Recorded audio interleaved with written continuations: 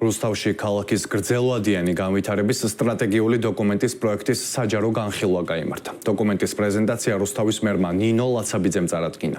რუსთავის განვითარების გრძელვადიან გეგმას 3 ძირითადი მიმართულება აქვს.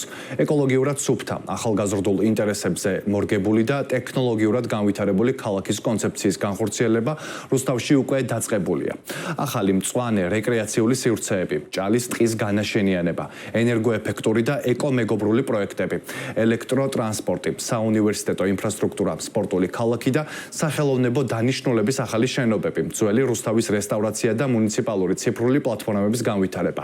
ასეთია რუსთავის განვითარების სტრატეგია, რომელიც ქალაქს მწვანე, ახალგაზრდულ და ტექნოლოგიურ სმარტ ქალაქად ჩამოაყალიბებს.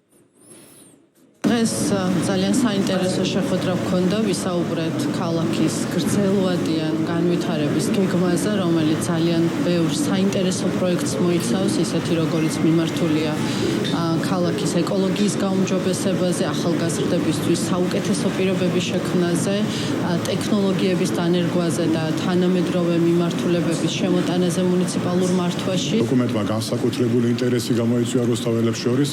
შეხვედრის დროს არაერთი მოსაზრება და საკითხი იქნა წარმოდგენილი, რომელსაც აი ამ დოკუმენტის საბოლოო სახის შემოშავების დროს აუცილებლად გაითვალისწინებს რუსთავის მერიის გუნდი. მაშინ, როდესაც ცენტრალური ხელისუფლების მხარდაჭერაზე ვსაუბრობთ, ჩვენ ვხედავთ, რომ სწორედ აი ამ ჩვენი ხელისუფლების და პოლიტიკური გუნდის ამ ძალიან პრაგმატულმა, მშვიდობაზე დაფუძნებულმა პოლიტიკამ განახორციელა და უზრუნველყო ის, რომ დღეს საქართველოს აქვს ეკონომიკური ასეთი წინსვლა. ემიგრაციაში ვიყავი, რომ ჩამოვედი, თითქმის ვეღარ ვიცანი ქალაქ რუსთავი, იმდენი ახალი პროექტები იყო განხორციელებული და ისეთი ლამაზი დამხვდა ქალაქ რუსთავი.